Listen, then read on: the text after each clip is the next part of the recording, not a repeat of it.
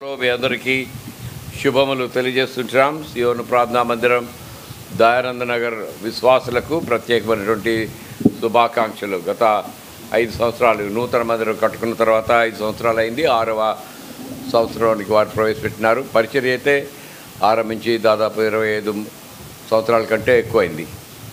చాలా అవస్థలు పడ్డారు. మాకు తెలుసు మొదటి దినం నుంచి మరి ఎన్నో అవస్థలు పడినప్పటికీ దేవుడు వారి ప్రార్థన ఆలకించి స్థలాన్ని దయచేసి మందిరాన్ని కట్టుకోవడానికి దేవుడు కృపను గ్రహించినాడు. దాన్ని బట్టి దేవునికి వందనాలు చెల్లిస్తున్నాం. ప్రయాసకు తగినటువంటి ఫలితాన్ని ఇచ్చేటువంటి దేవుణ్ణి మనం కలిగింటున్నాం. ఆయన నమ్మదగినటువంటి దేవుడు, అన్యాయస్తుడు కాదు.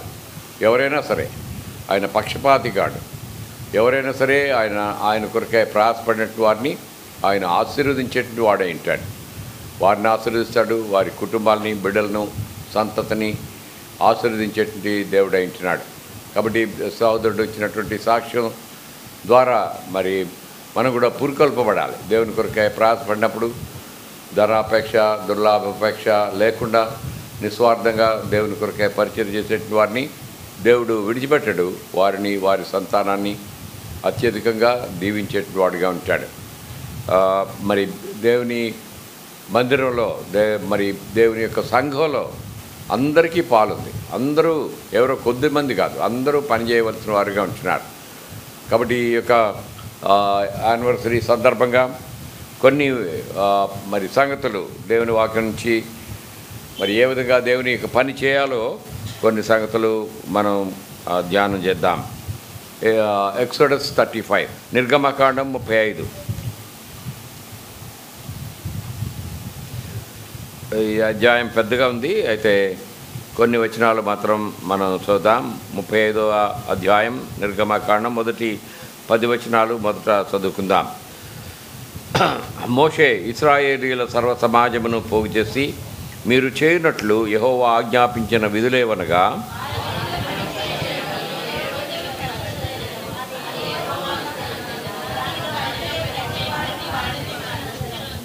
విశ్రాంతి దినమున మీరు మీ ఎండలో ఎక్కడనూ అగ్ని రాజబట్టకూడదని వారితో చెప్పాను.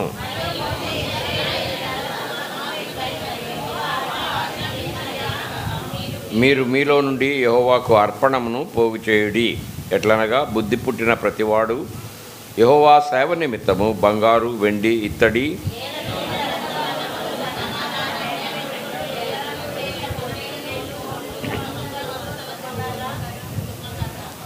ప్రదీపమునకు తైలము, అభిషేక తైలమునకు, పరిమళ ద్రవ్య ధూపమునకు, సుగంధ సంభారములు,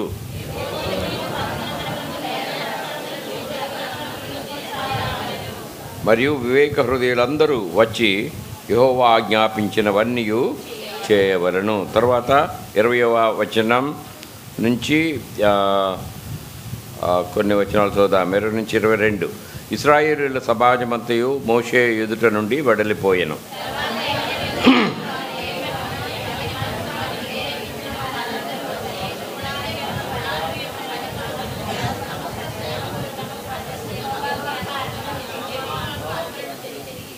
స్త్రీలు కానీ పురుషులు కానీ ఎవరెవరి హృదయములు వారిని ప్రేరేపించినో వారందరూ యెహోవాకు బంగారు అర్పించిన ప్రతివాడును ముక్కరలను, పోగులను, ఉంగరములను, తావళములను, సమస్త విధములైన బంగారు వస్తువులను తెచ్చిరి. తర్వాత 25వ వచనం నుంచి 35 చదవండి. 25.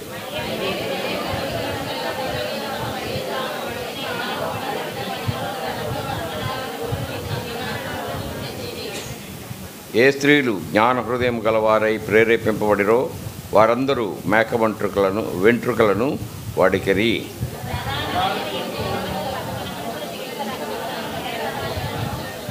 సుగంధ ద్రవ్యమును, దీపమునకు, అభిషేక తైలమునకును, పరిమళ ధూపమునకును తైలము తెచ్చిరి.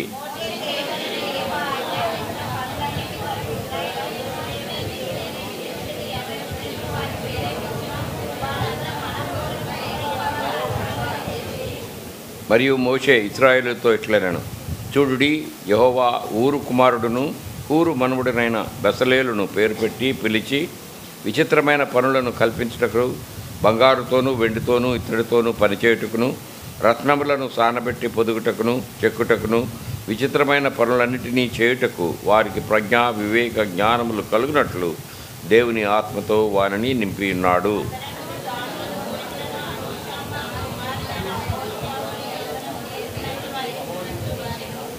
చెక్కువాడేమి, చిత్రకారుడేమి, నీల ధూమ్ర రక్తవర్ణములతోనూ సన్ననారతోనూ బుటాపని చేయువాడేమి, నేతగాడేమి చేయు సమస్త విధములైన పనులు అనగా ఏ పని అయినను చేయువారి యొక్కయు విచిత్రమైన పని కల్పించు వారి యొక్కయు పనులను చేయునట్లు ఆయన వారి హృదయములను జ్ఞానముతో నింపి ఉన్నాడు. దేవుడి పరిశుద్ధ లేఖనాన్ని మన మధ్యలో ఆశీర్వదించి మనతో మాట్లాడును గాక. ప్రార్థన చేస్తుందాం. ప్రేమగలటి మా తండ్రి, నమ్మకం మా రాజా, పరిశుద్ధులైన మా దేవా, మా ప్రభు, మా రక్షకుడైన యేసుక్రీస్తు వారి శ్రేష్టమైన నామలో ఈ మధ్యాహ్న కాలం సియోను ప్రార్థనా మందిరం దయానంద నగర్ మా తండ్రి అసెంబ్లీలో మీరు అనుగ్రహించినటువంటి యొక్క మందిరంలో విశ్వాసులతో కలిసి మిగతా బ్రాంచెస్ నుంచి వచ్చినటువంటి సేవకులు విశ్వాసులతో కలిసి మేము నిన్ను స్తుతించడానికి, గణపరచడానికి, మాయంపరచడానికి ఇచ్చిన ఈ సమయాన్ని బట్టి నీకు వందనాలు, స్తోత్రాలు చెల్లిస్తున్నాం. ఆశ్చర్య కార్యాలు చేసేటువంటి దేవుడు, వారు నివాసపురం లేనప్పుడు వారు ఒక నివాసపురం చేరినట్లుగా నడిపించారని ఇశ్రాయేల్ పక్షంగా 107 దావీదు కీర్తనలో మేము చదివినాం. అదే రీతిగా మా తండ్రి ఈ ప్రజలంటూ వారు ఆరాధించడానికి స్థలం లేనప్పుడు ప్రభా మీరు చక్కని త్రోవను వారిని నడిపించి చక్కని మందిరాన్ని ప్రభా వారికి దయచేసినందుకై నీకు వందనాలు, స్తోత్రాలు చెల్లిస్తున్నాం. దయమండి మా తండ్రి నీ దాసుడు మా తండ్రి ప్రభా సాల్మన్ రాజు గారిని సహోదరిని పిలిచి మా తండ్రిని ఎందలి మక్కువ చేత మా తండ్రిని స్వార్థ చేయాలంటే ఆశ చేత వారి ద్వారా జరిగించిన మా తండ్రి స్వార్థ పరిచర్య అంతా బట్టి నీకు వందనాలు చెల్లిస్తున్నాం. దయమండి మా తండ్రి కుటుంబాన్ని ఆశీర్వదించిన విధానం కొరకే వందనాలు. తన 3 బిడ్డలను వారి యొక్క మనవలను ప్రభా మీరు ఆశీర్వదిస్తున్న విధానం కొరకే నీకు స్తోత్రాలు చెల్లిస్తున్నాం. విశ్వాసులను జత మా తండ్రి తనతో పాటు సహకరించి పనిచేసేటువంటి వారిని ప్రభా మీరు అనుగ్రహించినందుకే నీకు వందనాలు, స్తోత్రాలు చెల్లిస్తున్నాం. దయమండి మా తండ్రి ప్రభా మరి మీ యొక్క ఉద్దేశాన్ని మా తండ్రి ఈ యొక్క మందిరం పక్షంగా ఈ సంఘం పక్షంగా నెరవేర్చమని ప్రార్థిస్తున్నాం. వారితో కలిసి మేము సంతోషించినట్లుగా సమకూర్చినారు. మేమందరం కూడా నాయన నీ వాక్యం ద్వారా హెచ్చరించబడటకు సహాయాన్ని దయచేయండి. దయగల నా తండ్రి ప్రభా మరి వాక్యాన్ని చదివినాం, వాక్యం ద్వారా మీరు మాతో మాట్లాడమని ప్రార్థిస్తున్నాం. అయ్యో నేను నన్ను సులువు చాటును మరుగుపరచండి, మాతోనూ మీరు మాట్లాడండి, మీరే మహిమ పొందండి. యేసుక్రీస్తు వారి శ్రేష్టమైన నామంలో అడిగి ప్రార్థిస్తున్నాం తండ్రి, ఆమేన్. ఈ మనం చదివినటువంటి భాగం మరి ఇశ్రాయేలీలు మోషే ద్వారా దేవుడు ఆ యొక్క గుడారాన్ని నిర్మించడం గురించి నా భాగాన్ని మనం చదివినాం. 25వ అధ్యాయంలో దేవుడు మోషేని పిలిచి నా కొరకై వారిలో నివాసం ఉండినట్లుగా నా కొరకై గుడారాన్ని నిర్మించమని ఆయన చెప్పినాడు. అక్కడ ఏ ఏ ఉపకరణాలు దానిలో ఉండాలో, ఏమేమి ఉండాలో అన్నీ కూడా వివరంగా 25వ అధ్యాయంలో చెప్పినట్టుగా మనం చూస్తాం. అక్కడ నుండి వారి మధ్యలో ఉండి వారితో నివసించి వారితో మాట్లాడడానికి దేవుడు ఏర్పాటు చేసుకున్నాడు. వారిని ఐగుప్తు నుంచి విమోచించి బయటికి తీసుకొచ్చిన తర్వాత దేవుని సేవించడానికి వారి మా ఒక గుడారాన్ని మరి కలిగి ఉండినట్లుగా మరి దేవుడు ఏర్పాటు చేసినాడు. ఆ సంగతిని దానిలో ఏమేమి ఉంటాయో అనేకమైనటువంటి వస్తువులు ఉన్నాయి, అనేకమైనటువంటి పనులు తర్వాత తెలియజేసినాడు. బలుల గురించి వాటి గురించి తర్వాత లేవీకాండంలో మనం చూస్తాం ఏ విధంగా సేవించాలో. ముందు ఒక మందిరం, ఒక గుడారం, దానిలో ఉండేటువంటి వస్తువులు ఉపకరణాలు ఏవేమి ఉంటాయో, ఏ విధంగా వాటిని చేయాలో అవన్నీ కూడా దేవుడు మరి మోషేకు తెలియజేసినాడు. 25వ అధ్యాయంలో అక్కడ మనం గమనించినట్లయితే అక్కడ మనం చూస్తాం ఆఖరి మాట, కొండ మీద నేను నీకు కనపరిచిన వాటి రూపము చొప్పున వాటిని చేయుటకు జాగ్రత్త పడుము. ఏదైతే దేవుడు మోషేను 40 రాత్రులు 40 దినాలు ఆ కొండ మీద ఉన్నప్పుడు ఆ గుడారం యొక్క నిర్మాణం అంతా కూడా ఆయనకు చూపించినాడు. ఏదేది ఏవేవి ఏ స్థలంలో ఉండాలి, వాటి యొక్క మెజర్మెంట్స్ ఏమిటి, వాటి యొక్క రంగులు ఏమిటి, అవి ఏ పదార్థంతో చేయాలి, అవి ఎక్కడ ఉండాలి, వాటన్నిటినీ ఆయన వివరించినాడు. మోషే మరి వచ్చిన తర్వాత మోషే వాటిని ప్రజలకు తెలియజేసి దాన్ని నిర్మించాలి. మోషే ఒక్కడు చేయలేడు, మోషే ఒక్కడు ఇన్ని పనులు చేయలేడు. కాబట్టి మోషే తప్పకుండా మరి ఇతరులపైన ఆధారపడాలి. దేవుని యొక్క సంఘంలో సేవకుడు ఒక్కడే ఏమాత్రం కూడా ఒక్కడే పని చేసి ఒక్కడే ప్రయాసపడి ఒక్కడే అన్నిటినీ చేయలేడు. అది దేవుని యొక్క ఉద్దేశం కూడా కాదు. మరి దేవుడు అనుగ్రహించినటువంటి ఆ యొక్క దర్శనం, దేవుని పిలుపు లోబడి దానిలో కొనసాగుతూ తనతో పాటు మిగతా వాళ్ళని తీసుకెళ్ళవలసిన వారిగా ఉంటున్నారు. మరి చూడండి, మనం యెహెజ్కేలు గ్రంథంలో చదివే రీతిగా మనం సిద్ధపడాలి, మనతో పాటు ఉన్నటువంటి వారిని సిద్ధపరచాలని చదువుతాం ఆయన రాకడ కొరకై. అదే రీతిగా దేవుని పని మనం చేయాలి, మనతో పాటు మిగతా వాళ్ళందరినీ సహకరించి వారితో పాటు ఆ పని ముందుకు కొనసాగవలసిన వారిగా ఉంటున్నాం. ఎప్పుడైతే ఆ ఉద్దేశాన్ని కలిగి ఉంటామో, ఎప్పుడైతే మరి దాన్ని ఆ ఉద్దేశం నిర్మలమైన హృదయంతో ఇందాక సహోదరుడు చదివిన రీతిగా పేతురు పత్రికలో 5వ అధ్యాయంలో 1వ వచనంలో మరి సిద్ధ మనసుతో దుర్లాభాపేక్షగా లేకుండా మరి ఆ ముందుకు సాగుతున్నప్పుడు దేవుడు తప్పకుండా మిగతా వారిని ప్రేరేపిస్తాడు, మిగతా వాళ్ళని అనుగ్రహిస్తాడు. ఇక్కడ మనం చదివినటువంటి భాగంలో 35వ అధ్యాయంలో మరి 25 నుంచి 35, 34 వరకు చాలా సంగతులు మరి చెప్పినాడు దేవుడు. వస్త్రాలు ఎలా ఉండాలి, గుడారంలో ఉన్నటువంటి వస్తువులు, రంగులు ఏవి వేటితో చేయాలి, వీటన్నిటినీ మరి తెలియజేసిన తర్వాత అక్కడ చూడండి, తీసుకురావాలను చేయవలను అనేటువంటి మాట మనం చూస్తాం. 4వ వచనం నుంచి 35వ అధ్యాయం మరి అర్పణము పోగు చేయుడి 5వ వచనం. 6వ వచనంలో ఏమేమి కావాలో 6, 7, 8లో ఉన్నాయి. వాటన్నిటినీ 9వ వచనం ఆఖరి భాగంలో తీసుకొని రావాలను, 10వ వచనంలో అన్నీ చేయవలను. ఈ విధంగా ఏమేమి అవసరం ఉంటుందో దాన్ని తీసుకురావాలి, దాన్ని చేయాలి అనేటువంటి మాటలు మనం చదువుతుంటున్నాం. ఆ తర్వాత మరి 20వ వచనం నుంచి 35వ వచనం వరకు గమనించినట్లయితే వాళ్ళు మరి దాన్ని చేసినారు, వాడిని తీసుకొచ్చినారు అనేటువంటి మాట చదువుతారు. చూడండి, 21వ వచనం, ఎవని మనస్సు వారిని ప్రేరేపించినో వారందరూ వచ్చి. ఆ తర్వాత ఆఖరి మాట, యెహోవాకు అర్పణమును తెచ్చిరి. వారు వచ్చారు, వారు తీసుకొని వచ్చారు. ఆ తర్వాత మనం గమనించినట్లయితే 23వ వచనం, వీటిలో ఏవి ఎవరి యొద్ద ఉండెనో వారు వాటిని తెచ్చిరి. ఆ తర్వాత అదే రీతిగా 24వ వచనం, మరి ఎవరి యొద్ద ఉండెనో, తుమ్మకర్ర ఎవరి యొద్ద ఉండెనో వాడు దాన్ని తెచ్చాను. ఈ విధంగా వాళ్ళు తీసుకుని రావడం. అక్కడ తర్వాత 25, 26 వచనంలో స్త్రీలు మరి మేక వంటకులను వడికిరి అనేటువంటి మాట చూస్తాం. 29వ వచనం, మనఃపూర్వకంగా యెహోవాకు అర్పణమును తెచ్చిరి. ఈ విధంగా మనం మరి గమనించినట్లయితే దేవుడు ఏమేమి చేయాలని చెప్పినాడో దాన్నన్నింటినీ, ఆ యొక్క ఉపకరణాలని, ఆ వస్తువులన్నింటినీ వాళ్ళు తీసుకుని వచ్చినారు. ఆ తర్వాత పని ఆయన చెప్పినట్టుగా చేసినారు. అప్పుడు మరి దాన్ని బట్టి ఆ యొక్క ఎప్పుడైతే వాళ్ళు చేసినారో మందిరం నిలబెట్టినప్పుడు మందిరం అంతా కూడా తేజో మహిమతో నింపబడిందంట. చూడండి, దాన్ని మనం వాళ్ళు నిలబెట్టినప్పుడు 40వ అధ్యాయంలో ఆ మాట మనం చూస్తాం. 40వ అధ్యాయం 34వ వచనం, 33వ వచనంలో అలాగున మోషే పని సంపూర్తి చేశాను. మోషే ఆ పని అంతటిని సంపూర్తి చేసినప్పుడు 34వ వచనం, అప్పుడు మేఘము ప్రత్యక్షపు గుడారమును కమ్మగా యెహోవా తేజస్సు మందిరమును నింపెను. ఆ మేఘము మందిరం మీద నిలుచుడి చేత మందిరము యెహోవా తేజస్సుతో నిండెను గనుక మోషే ప్రత్యక్షపు గుడారములోనికి వెళ్ళలేకుండెను. దేవుడు తన యొక్క మహిమ చేత, తన తేజస్సు చేత మందిరాన్ని నింపినాడు. అంటే ఆ గుడారాన్ని నింపినాడు అంటే అర్థం ఏంటంటే సమస్తం కూడా దేవుని యొక్క చిత్త ప్రకారంగా దేవుడు చెప్పిన రీతిగా జరిగినప్పుడు దేవుని మహిమను అక్కడ మనం చూస్తాం. మన జీవితాల్లో కానీ, మన సంఘ జీవితంలో కానీ, మందిరంలో కానీ, మన యొక్క పనిలో దేవుని చిత్త ప్రకారంగా ఏ విధమైనటువంటి మరి డీవియేషన్ లేకుండా దేవుని క్రమం అనేటువంటి మాట ఇందాక చూసినాం. ఆరాధన వర్తమానంలో దేవుని క్రమాన్ని అనుసరించి వాళ్ళు మరి చేసినారు. ఆ దేవుడిచ్చినటువంటి క్రమం చొప్పున మనం ఎప్పుడైతే చేస్తామో అప్పుడు దేవుని యొక్క మహిమను అక్కడ చూడగలుగుతాం. ప్రతి అక్కర తీర్చబడుతుంది, ప్రతి అవసరం తీర్చబడుతుంది.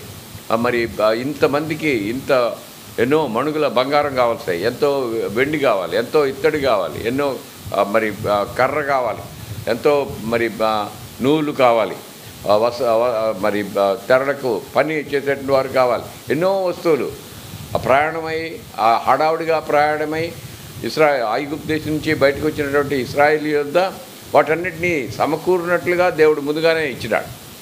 దేవుని యొక్క పని కొరకై ఏదైతే అవసరం ఉంటుందో దాన్ని ఆయనే తన ప్రజలకు సిద్ధపరిచేటువంటి వాడిగా ఉంటాడు. మన విషయంలో కూడా అంతే. మన భవిష్యత్తు కొరకై మనకు ఏదైతే అవసరమో మనకు తెలియదు, అయితే దేవుడు దాన్ని ముందుగానే సమకూర్చి ఉంచుతాడు. అదేవిధంగా ఎవరు సహకరిస్తారో మనకు తెలియదు, సహకరించేటువంటి వాళ్ళని సిద్ధపరిచి దేవుడు అనుగ్రహిస్తాడు తగిన సమయంలో. ఎప్పుడైతే ఆయన మాటకు లోబడతామో, ఎప్పుడైతే దాని ప్రకారం చేస్తామో, అప్పుడు అక్కడ దేవుని యొక్క మహిమను మనం చూస్తాం. దేవుని యొక్క చిత్తం, దేవుని యొక్క అభివృద్ధి, దేవుని యొక్క ఆశీర్వాదం అక్కడ ఉండడం మనం చూడగలుగుతాం. అయితే మరి చూడండి, పాత నిబంధనలో మనం చూసినప్పుడు దేవుడు ప్రజలను ఎన్నుకున్నప్పుడు వారిని పిలిచినట్టుగా మనం చూస్తాం. దేవుడు వారిని పిలిచినాడని, నియమించినాడనేటువంటి మాట చదువుతాం. అందరి విషయమై మరి చెప్పడు కానీ ఒక వ్యక్తిని దేవుడు ఏర్పాటు చేసుకున్నట్టుగా మనం చూస్తాం. అతన్ని అదే పని కొరకై ఆయన నియమించినాడు, ఆ పని కొరకై అతన్ని వాడుకున్నట్టుగా నియమించినట్టుగా మనం చూస్తాం. ఆది కాండంలోనే మొదట అబ్రహామును దేవుడు పిలిచినాడు. అబ్రహామును పిలిచినప్పుడు ఆ దేవుని యొక్క ఉద్దేశాన్ని తెలియజేసినాడు. ఆయనను ఆశీర్వదించి ఆయన సంతానం ద్వారా లోకమంతా కూడా ఆశీర్వదించబడ్డం దేవుని యొక్క ఏర్పాటు ఏంటింది. దాని కొరకై ఆయనను పిలుచుకున్నట్టుగా చూస్తున్నాం. ఆయన ద్వారా ఒక గొప్ప నేషన్, ఒక జనాంగం, ఒక గొప్ప దేశం మరి రావాల్సి ఉంటుంది. దానిలో నుంచి లోకమంతటి కొరకే రక్షకుడు రావాల్సి ఉంటుంది. అవన్నీ కూడా అబ్రహామును పిలుచుట్లో దేవుడు చేసినాడు. అబ్రహాము లోబడినాడు, విధేయత చూపినాడు, విశ్వాసంతో కలిగి ఉన్నాడు. కాబట్టి దాన్ని ఆయన దేవుడు దాన్ని నెరవేర్చినట్టుగా మనం చూస్తాం. ఆ తర్వాత మరి ముందుకు వెళ్ళినట్లయితే మరి మోషేను దేవుడు పిలిచినట్టుగా మనం చూస్తాం. నిర్గమకాండం 3వ అధ్యాయంలో దేవుడు మోషేను పిలిచినాడు. దేని కొరకు పిలిచినాడు?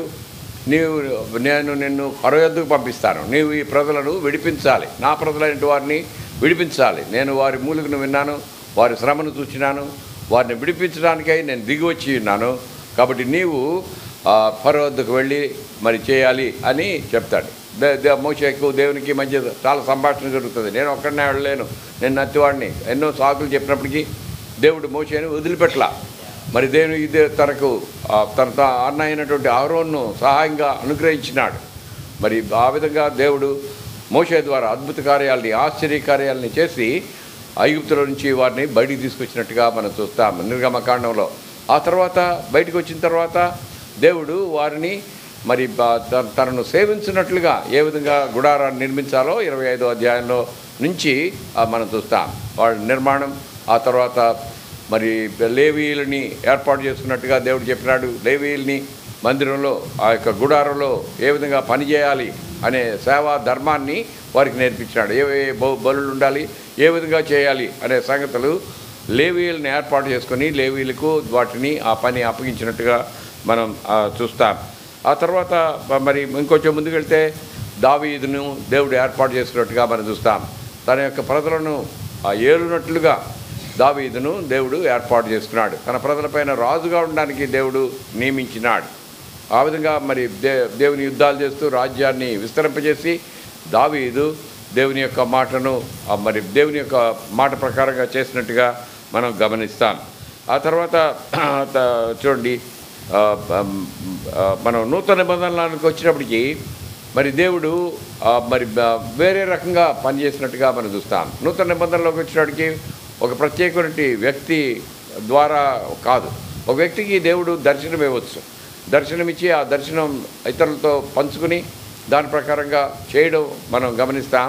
అయితే పని అందరూ అందరూ చేయనట్లుగా ఒక గోత్రమే ఇశ్రాయేలు మరి లేవి గోత్రం మాత్రమే ఆ యొక్క గుడారంలో పనిచేస్తూ ఉంటే, మందిరంలో పనిచేస్తూ ఉంటే మరి మనుషులందరినీ, ప్రజలందరినీ, విశ్వాసులందరినీ పనిచేయనట్లుగా రాజులైన యాజక సమూహంలోనికి మనల్ని చేర్చినట్టుగా ఆ పేతురు పత్రికలో చదువుతాం. నూతన నిబంధనకు వచ్చినప్పటికీ అందరూ పని చేయడానికి ఏర్పాటు చేయబడినారు. మరి వారు పిలువబడతారు, నియమించబడతారు. వారి పిలుపును వారు గమనించాలి, వారి యొక్క నియామకాన్ని వారు గమనించాలి. అదే మనం పేతురు పత్రికలో చదువుతాం. మీ యొక్క పిలుపును, మీ యొక్క ఏర్పాటును నిశ్చయం చేసుకొనండి అనేటువంటి మాట మనం చదువుతాం. రెండవ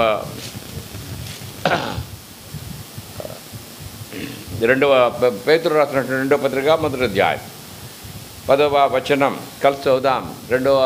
పేతురు రెండవ పత్రిక మొదటి అధ్యాయం 10వ వచనం. అందువలన సహోదరులారా, మీ పిలుపును ఏర్పాటును నిశ్చయం చేసుకొనుటకు మరి జాగ్రత్త పడుడి. మీ పిలుపును మీ యొక్క ఏర్పాటును తెలుసుకోవాలి, అది నిశ్చయం చేసుకోవాలి. అంటే అనేకమైనటువంటి పనులు ఉంటాయి దేవుని యొక్క సంఘంలో, మరి ఎన్నో పనులు ఉంటాయి. అయితే దేని కొరకు అందరికీ పని ఉంటుంది, అందరికీ మరి తలాంతులు ఇస్తాడు దేవుడు. ఆ యొక్క తలాంతును బట్టి దేవుని మందిరంలో వాళ్ళు పని చేయవలసిన వారిగా ఉంటున్నారు. కాబట్టి దేవుని యొక్క నిన్ను దేని కొరకై దేవుడు పిలుస్తూ ఉన్నాడు, ఏ పని కొరకై నిన్ను నియమిస్తాడు అనే సంగతిని నిశ్చయం చేసుకోవాలట. ఆ పనిలో మరి ఉండినట్లుగా మరి దేవుడు ఏర్పాటు చేస్తాడు, వీలు కలిగిస్తాడు.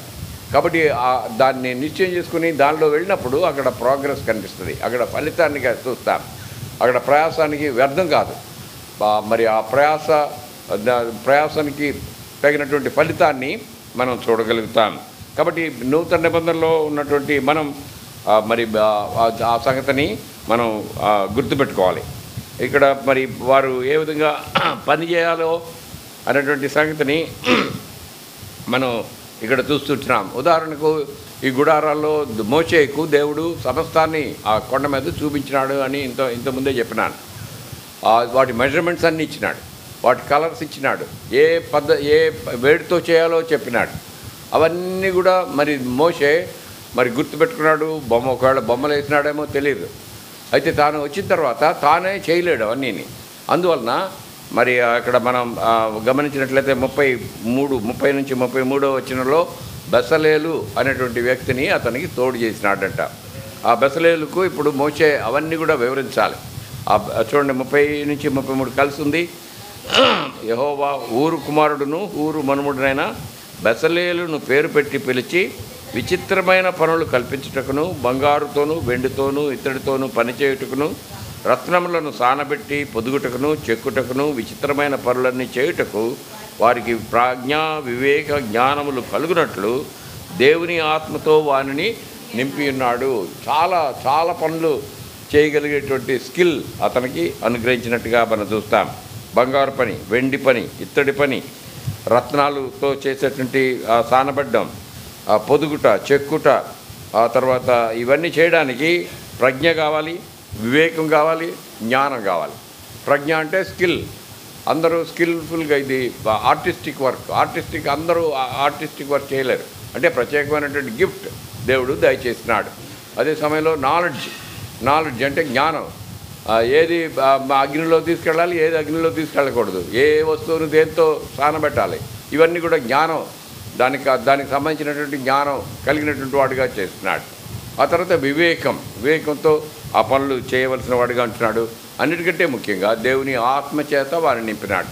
దేవుని ఆత్మచేత నింపినాడు కాబట్టే వీటన్నిటినీ అతడు చేయగలిగినాడు. ఈ బెసలేలును మరి దేవుడు ఏర్పాటు చేసుకొని పిలిచి అతనికి మోషేకు మరి తోడుగా ఉంటాడని దయచేసినాడు. 31వ అధ్యాయంలో కూడా నేను బెసలేలును పంపిస్తాను అన్నటువంటి మాట మనం చదువుతాం. 31వ అధ్యాయంలో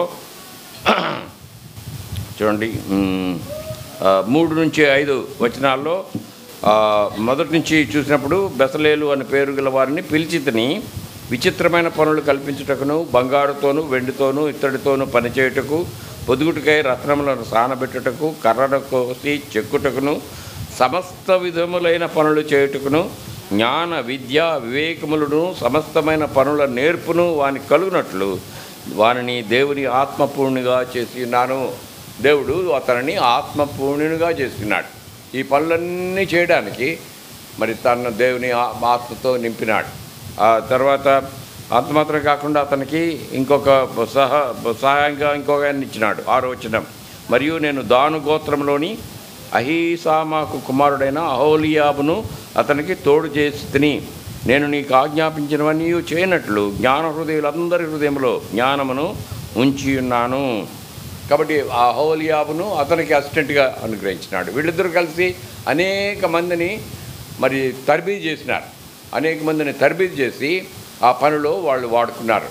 మోషే మరి చాలా పనులు ఉంటాయి, మోషే చేయాల్సింది నాయకుడిగా ఎన్నో పనులు ఉంటాయి. మరి మందిరం గుడారాన్ని నిర్మించడం మాత్రమే కాదు, ఆ ప్రజలను మరి నడిపించాలి, వారి సమస్యలు తీరుస్తూ ఉండాలి, దేవుని దగ్గరికి వెళ్ళాలి, దేవుని యొక్క ఏర్పాటు ఏంటో తెలుసుకుంటూ ఉండాలి. ఈ పనులన్నింటిలో మరి ఈ పనిని వాళ్ళకి అప్పగించినాడు మోషేకి అప్పగించినప్పుడు బెసలేలు వాటిని చూడండి, బెసలేలు ప్రత్యేకమైనటువంటి జ్ఞానం కలిగి ఉండవలసిన వాడిగా ఉంటున్నాడు. ఏదైతే మోషే చూసినాడో దాన్ని అర్థం చేసుకోవాలి, దాని ప్రకారంగానే చేయాలి. మోషే మరి దేవుడు చూపించిన రీతిని, ఆ పద్ధతిని, ఆ మెజర్మెంట్స్ వాటన్నిటినీ మోషే తనకు వివరించాడు. తను అర్థం చేసుకుని దాని ప్రకారంగా మరి పని చేయడం ఆరంభించినట్టుగా మనం చూస్తాం. మరి మనం చదివినాం ఆల్రెడీ, దేవుడు చెప్పిన రీతిగానే సమస్తం ఉండునట్లుగా చేసినాడట. అది మోషే కూడా మరి చూసినాడు దాన్ని. చూడండి 39వ అధ్యాయం 42వ వచనం. యెహోవా మోషేకు ఆజ్ఞాపించినట్లు ఇశ్రాయేలీయులు ఆ పని అంతయు చేసిరి. మోషేకు ఆజ్ఞాపించినట్టుగా ప్రజలందరూ ఆ పని చేసినారట. మోషే ఆ పని అంతయు చూచినప్పుడు యెహోవా ఆజ్ఞాపించినట్లు వారు దానిని చేసి ఉండిరి, అలాగుననే చేసి ఉండిరి కనుక మోషే వారిని దీవించాను. మోషేకి ఏదైతే దేవుడు చూపించినాడో అట్లానే వాళ్ళు చేసినారు. అంటే మోషే చెప్పగలిగినాడు, వాళ్ళు అర్థం చేసుకోగలిగినారు, తనకి ఇవ్వబడినటువంటి విజన్ పాస్ ఆన్ చేయగలిగినాడు. దేవుడు దైవ దాసులకు ఇచ్చేటువంటి దర్శనాన్ని ఇతరులకు పాస్ ఆన్ చేయాలి. పల్లవరం కొండలపైన దేవుడు మరి సోదరుడు భక్సింగ్ గారికి ఆయనతో పాటు సహపాటి కొద్దిమందికి 15 మంది రాత్రులతో కూడా ప్రార్థన చేసినప్పుడు సంఘ దర్శనాన్ని, ఆ సంఘ మరి ఏ విధంగా కట్టాలి, ఏ విధంగా ఈ సంఘ పరిచర్య చేయాలి అనే విజన్ ఆయనకు దయచేసినాడు. వారికి దయచేసినప్పుడు ఆ ఉదయకాలం మొట్టమొదటిగా వాళ్ళు బల్లతో ఆరాధించి దేవుని బల్లలో విరిచి ఆ యొక్క పరిచర్యను ఆరంభించినారు. పల్లవరం మద్రాసు దగ్గర, పల్లవరం కొండల దగ్గర, ఎయిర్పోర్ట్ దగ్గరికి వెళ్తుంటే పల్లవరం అని వస్తుంది, ఆ కొండలు కనిపిస్తాయి అక్కడ. ఆ కొండల పైన వాళ్ళు ఆ రాత్రంతా ప్రార్థన చేసినారు. అనగా అది పాస్ ఆన్ చేసినారు. తర్వాత సహపాఠితో పాటు జతపని వారు తెలియజేసినాడు. జతపని వారు మరి మిగతా చోట్ల విశ్వాసులు మరి రక్షించబడినప్పుడు వాళ్ళకి తెలియజేసినారు. కాబట్టి అనేక సంఘాలు ఎక్కడికి వెళ్తే అక్కడ సువార్త చెప్పడం, సువార్త చెప్పిన చోట విశ్వాసులు ప్రజలు రక్షించబడినటువంటి విశ్వాసులు ఒకచోట సంఘంగా చేరడం, సంఘంగా చేరిన తర్వాత ఈ క్రమాన్ని వాళ్ళు పాటించడం నేర్చుకున్నారు. మరి ఇన్ని సంవత్సరాలు అయిపోయింది, దాదాపు 75 సంవత్సరాల కంటే ఎక్కువ అయిపోయింది ఇప్పుడు ఆరంభించి. ఎన్నో మిషన్స్ ఉన్నాయి మన దేశంలో, అనేక మంది మిషనరీస్ పనిచేసే అనేక మరి చర్చెస్ని స్థాపించినారు. అన్ని చర్చెస్ కంటే ఎక్కువైనటువంటి సంఘాలు సోదరుడు భక్సింగ్ క్రమాన్ని పాటించే సంఘాలు ఉన్నాయి మన దేశంలో. మరి 10,000 కంటే ఎక్కువ ఉన్నాయి, ఇప్పుడు లెక్క పెట్టడం కూడా కష్టం ఎన్నెన్ని ఉన్నాయో.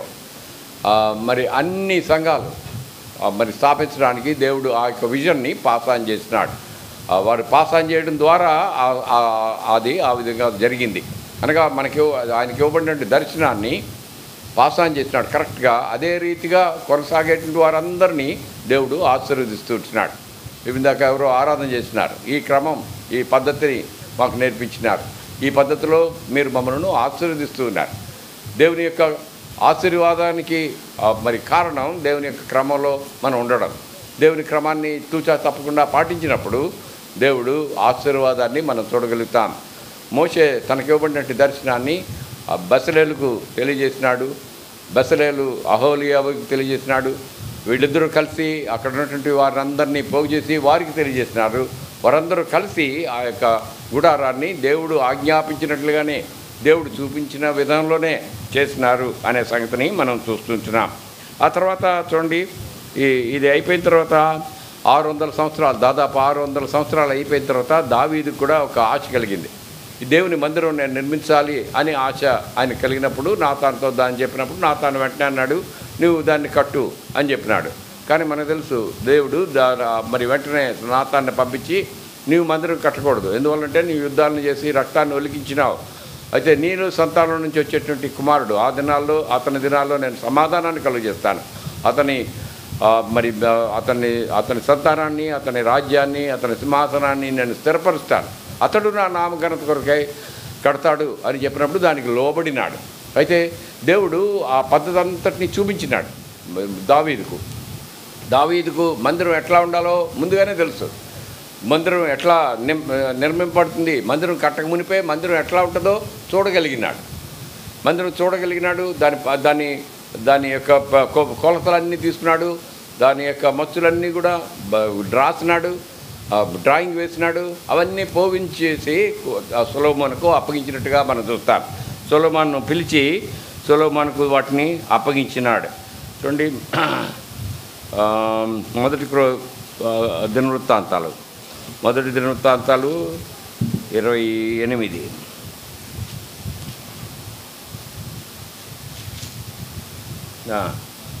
28లో ఆయన తీసుకొచ్చి ఆ పైనంతా మనం చదివితే దేవుడు చెప్పిన మాట అంత ఉంటుంది. ఆయన మరి కుమారుడిని పిలిచి చెప్తున్నాడు, నన్ను నీ కుమారుడు కడతాడు కాబట్టి అతన్ని హృదయపూర్వకంగా మనపూర్వకంగా ఆయన సేవించు. అవన్నీ చెప్పిన తర్వాత 11వ వచనం నుంచి ఈ విధంగా చెప్తున్నాడు. అప్పుడు దావీదు మండపమునకును మందిరపు కట్టడమునకును బొక్కసపు శాలలకును మేడ గదులకును లోపల గదులకును కరుణాపీఠపు గదికిని యెహోవా మందిరపు ఆవరణములకును వాటి చుట్టూనున్న గదులకును దేవుని మందిరపు బొక్కసములకును ప్రతిష్ఠిత వస్తువుల బొక్కసములకును తాను ఏర్పాటు చేసి సిద్ధపరిచిన మచ్చులను తన కుమారుడైన సొలొమోనుకు అప్పగించెను. మచ్చులు అంటే ఆ ప్లాన్ అన్నమాట. ఆ ప్లాన్స్ అన్నీ, డ్రాయింగ్స్ అన్నీ కుమారునికి అప్పగించినాడు. ఈ డ్రాయింగ్స్ ఎలా గీసినాడు?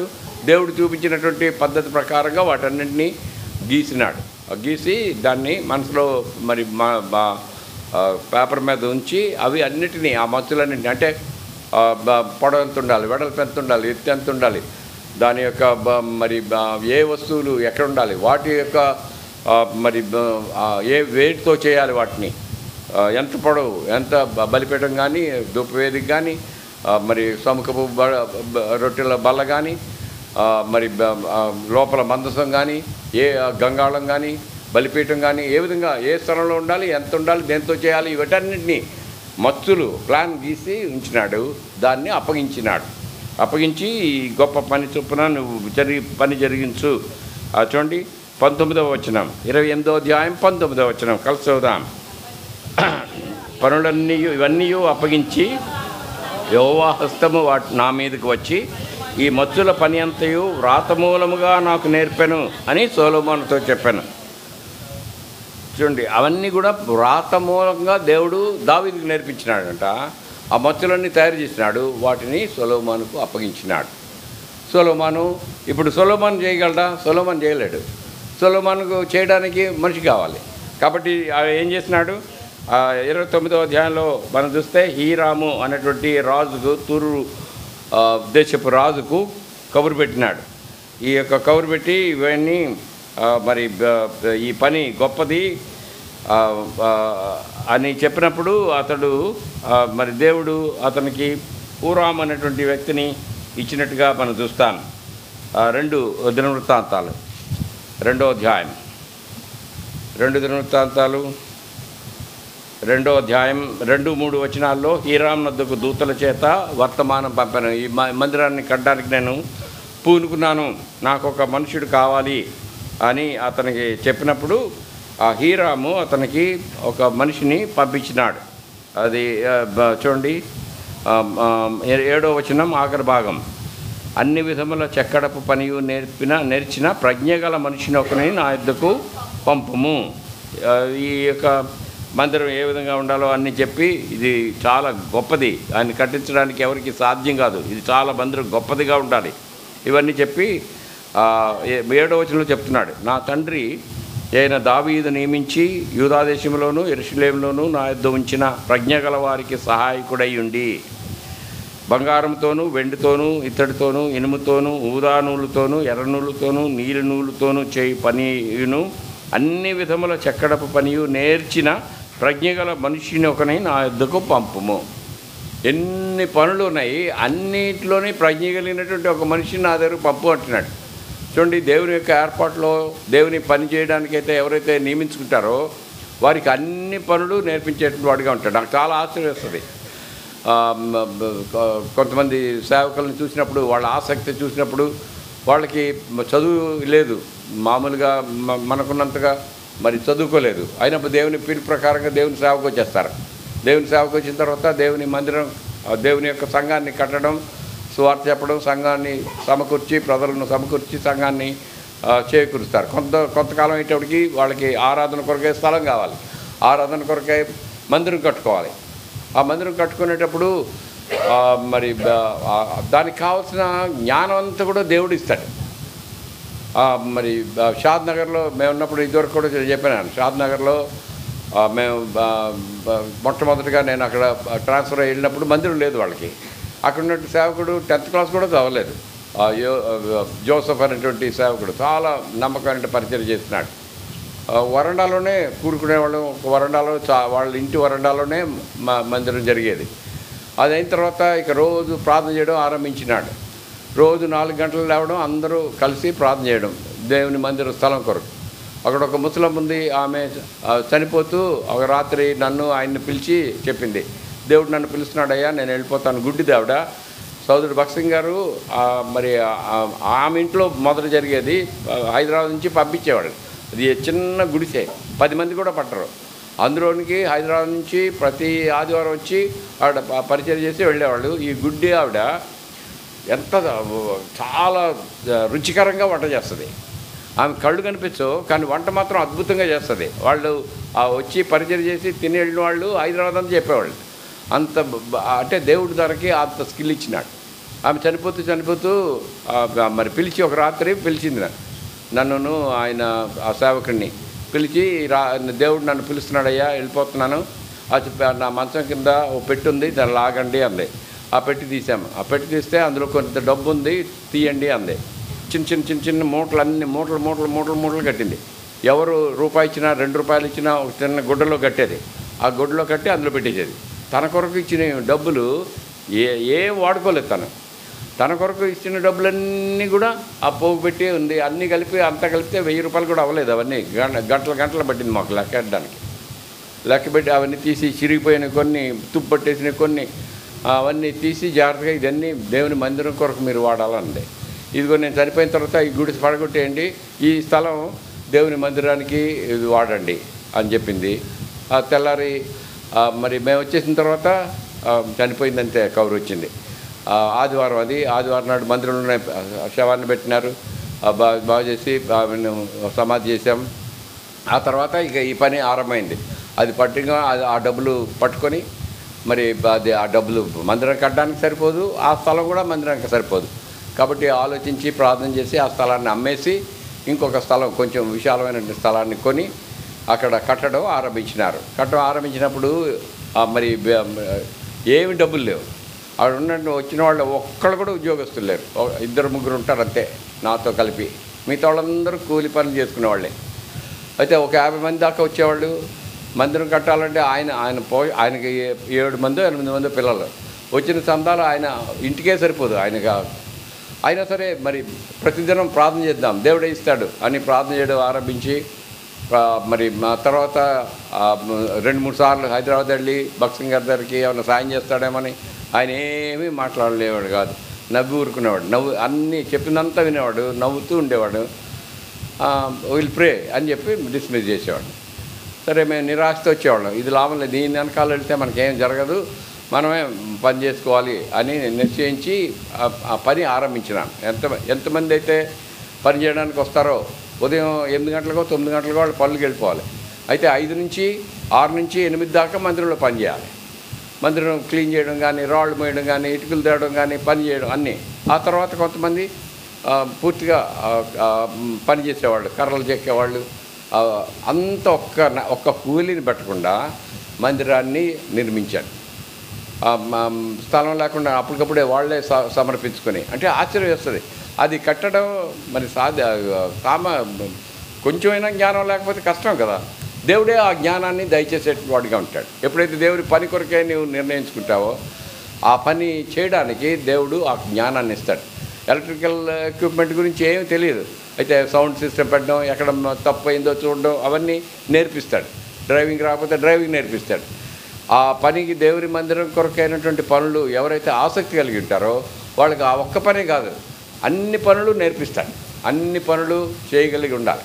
అన్ని పనులు చేయడానికి పూనుకోవాలి. అది దేవుని పని అయితే దేవుడు తప్పకుండా నేర్పించేటువంటి వాడుగా ఉంటాడు.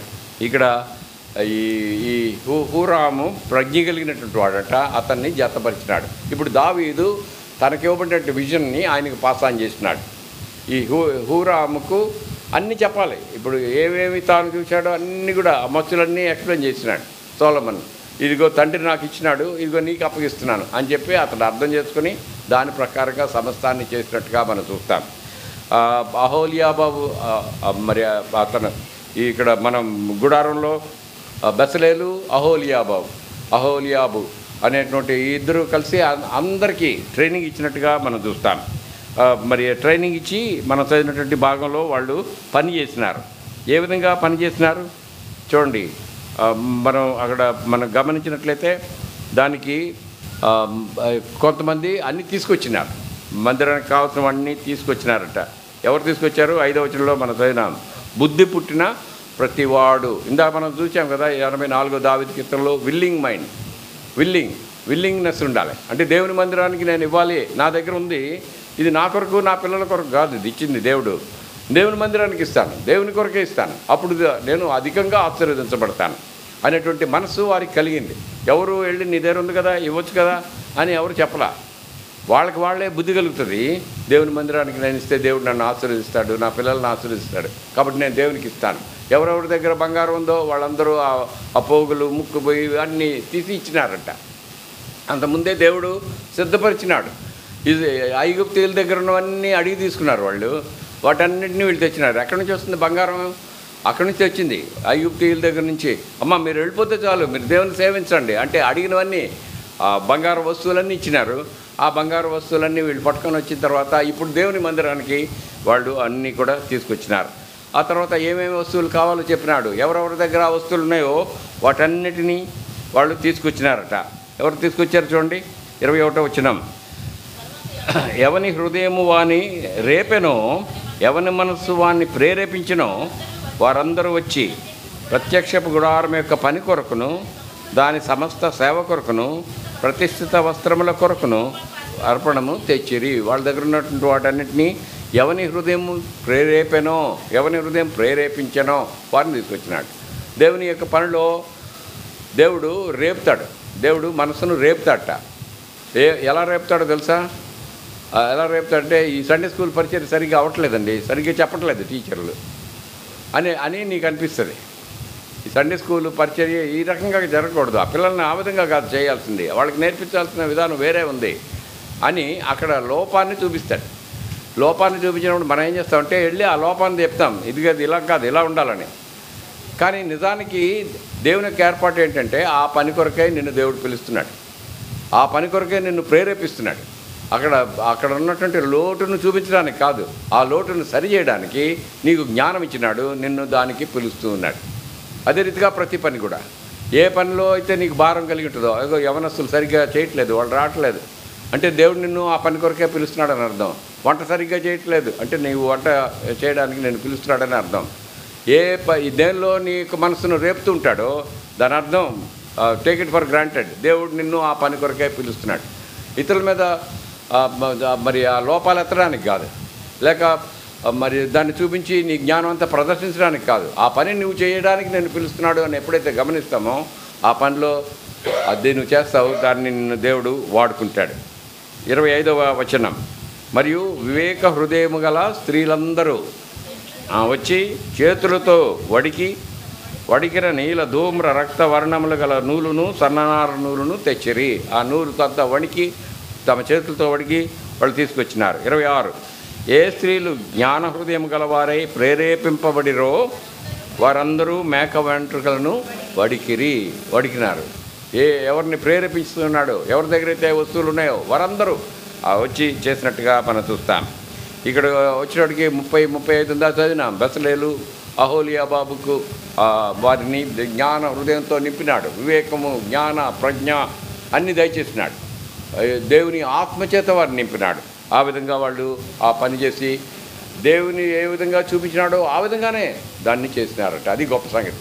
దేవుడు ఏ క్రమాన్ని మనకు నేర్పించినాడో, ఏ క్రమంలో మనం ఉన్నామో, ఏ ఉపదేశ క్రమానికి మీరు అప్పగింపబడితరో, హెబ్రీ పత్రికలో చదువుతాం, ఏ ఉపదేశ క్రమానికి మీరు అప్పగింపబడితరో దానిలో కొనసాగాలి. ఏ ఏ ఏ ఏ క్రమానికి మనం పిలువబడినామో ఆ క్రమంలో కొనసాగాలి. అప్పుడు దేవుని యొక్క ఆశీర్వాదాన్ని మనం చూస్తాం.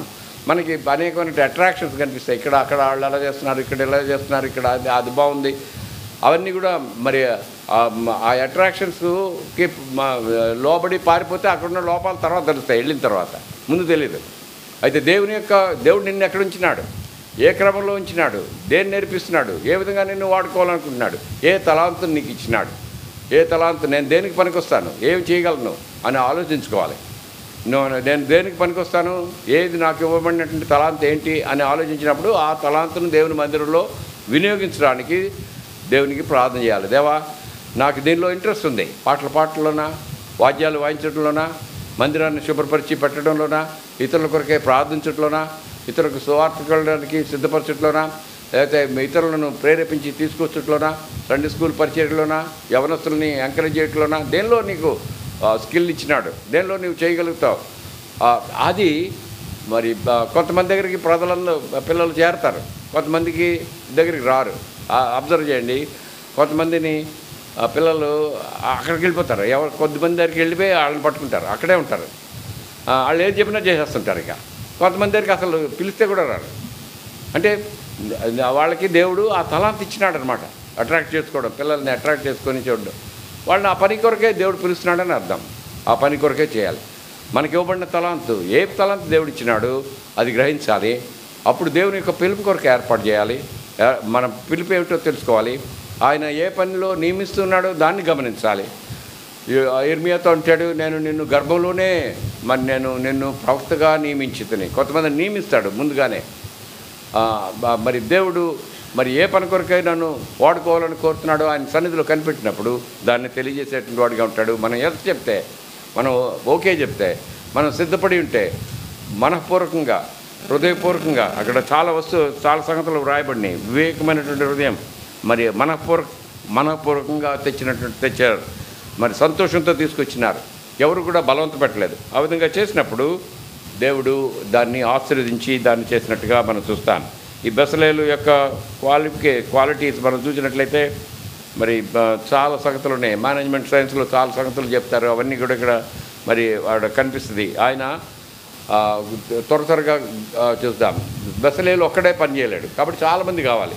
కాబట్టి తన యొక్క ఎవరి దగ్గర ఏ ప్రజ్ఞ ఉందో దాన్ని వెతికి వాళ్ళని సెలెక్ట్ చేస్తాడు. నాయకుడైనటువంటి వారి పని ఎవరి దగ్గర ఏ తలాంత్ ఉందో తెలుసుకుని ఆ పనికి వారిని వినియోగించాలి.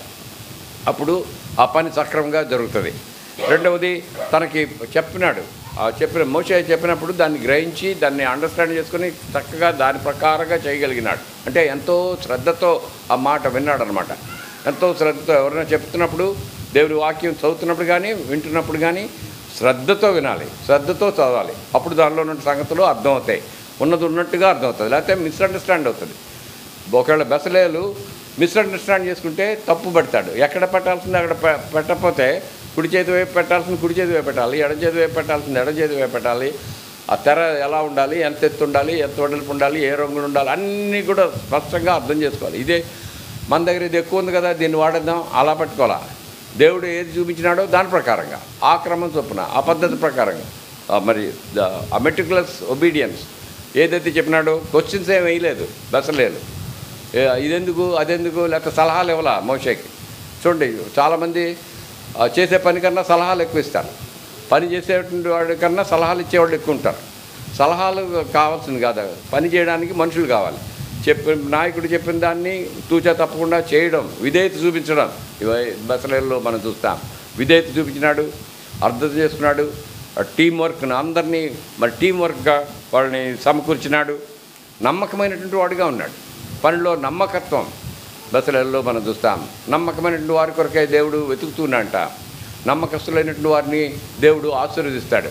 నమ్మకత్వం, ఒక పని అప్పగిస్తే ఇక దాని గురించి ఇంకా మనం ఆలోచించక్కర్లేదు. తన సొంత కొరకు వాడుకుంటాడు, మిస్యూజ్ చేస్తాడు అనేటువంటి తలంపే రాకూడదు. అటువంటి నమ్మకత్వాన్ని మనం సంపాదించుకోవాలి. దేవుని పనిలో నమ్మకత్వం, దేవుని పనిలో విధేయత, దేవుని పనిలో మరి టీం వర్క్, దేవుని పనిలో శ్రద్ధతో ఆలకించి దానికి లోబడ్డం, ప్రశ్నలు వేయకుండా మరి దాన్ని తూచా తప్పకుండా చేయడం. మరి చేసినప్పుడు అక్కడ అభివృద్ధి కలుగుతుంది. దేవుని యొక్క మందిరం నిలువబెట్టినప్పుడు మోషే వచ్చి చూసినప్పుడు అంతా కూడా దేవుడు తనకు చూపించిన రీతిగానే వాడు చేసినట్టుగా చూసినాడు. దేవుని యొక్క మహిమ అక్కడ కనిపించింది. అదే సంగతిని సొలొమోను దేవాలయంలో కూడా మనం చూస్తాం. సొలొమోను పని అంతా ముగించిన తర్వాత అక్కడ మందిరం యొక్క మరి చూడండి 2 దినవృత్తాంతాల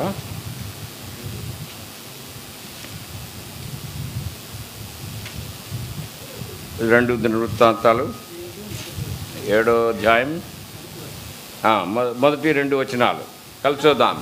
సొలొమోను తాను చేయు ప్రార్థనను ముగించినప్పుడు అగ్ని ఆకాశం నుండి దిగి దహన బలులను ఇతరమైన బలులను దహించెను. యెహోవా తేజస్సు మందిరము నిండా నిండెను. యెహోవా తేజస్సుతో మందిరము నిండినందున యాజకులు అందులో ప్రవేశింపలేక ఉండిరి. అక్కడ కూడా మరి దేవుని యొక్క మహిమ దిగి రావడం చూస్తున్నాం. దేవుని పని దేవుని క్రమం చొప్పున చేసినప్పుడు దేవుడు దాన్ని బట్టి మహింపరచబడతాడు. దేవుని మహిమను మనం చూడగలుగుతాం. దేవుని యొక్క ఉద్దేశం మరి మన యొక్క మందిరాల పక్షంగా, మన యొక్క సంఘాల పక్షంగా మరి నెరవేరినట్లుగా మనం ప్రార్థన చేద్దాం. మన వంతు మనం చేద్దాం. దేవుడు మనకిచ్చిన తలాంతులు, దేవుడు మనకిచ్చిన ధనం, ఐశ్వర్యాలు, దేవుడు మన దగ్గర ఇచ్చినటువంటి వస్తువులు దేవుని మందిరం కొరకు ఏమైనా పనికొస్తుందా అని మొదట ఆలోచించాలి. నేను దేవుడికి ఏమైనా చేయగలనా, ఏమైనా ఇవ్వగలనా అని ఆలోచించినప్పుడు దేవుడు తప్పకుండా మనను ఆశీర్వదించేటువంటి వాడిగా ఉంటాడు. ఇది నాకేదేమన్నా పనికొస్తుందా, మా ఇంటికి ఏమైనా పనికొస్తుందా అని ఆలోచించకూడదు. అది దేవుని మందిరం కొరకు ఇచ్చేది దేవుని మందిరం కొరకే వాడాలి. నమ్మకత్వం మరి విధేయత, ఎప్పుడైతే దేవుని ఎడల ఆసక్తి కలిగి ఉంటామో దేవుని యొక్క ఆశీర్వాదాన్ని మనం చూడగలుగుతాం. ఆ విధంగా చేయడానికి దేవుడు మనకి సహాయం చేయనుగా ప్రార్థన చేసుకుందాం.